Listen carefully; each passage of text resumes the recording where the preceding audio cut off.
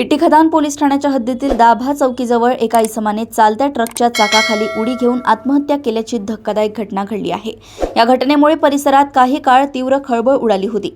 मिळालेल्या प्राथमिक माहितीनुसार दाभा टोल नाक्याच्या दिशेकडून एक ट्रक नवीन काटोलच्या दिशेने जात होता। दाभा चौकीजवळ आल्यानंतर ट्रक चालकाने यू-टर्न घेतला।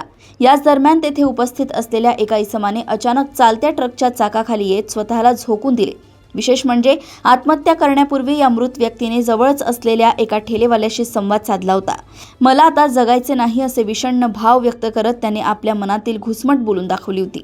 हे बोलल्यानंतर अवघ्या काही वेळातच त्यांनी यू-टर्न घेणाऱ्या ट्रकच्या दिशेने धाव घेत हे टोकाचे पाऊल उचलले।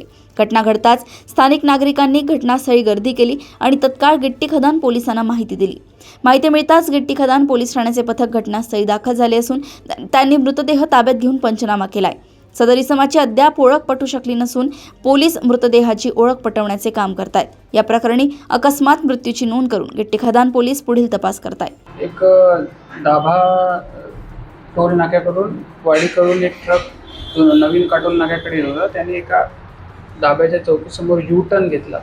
तर एका इसमाने 30 ते 35 वर्षाचा आहे, त्याचे अनोळखी इसम आहे। त्यांनी बंगालच्या असे तिथल्या समोरच्या ठेलेवाल्याला वगैरे सांगितले होते व त्याला जगायचं नाही असं सांगितलं होतं।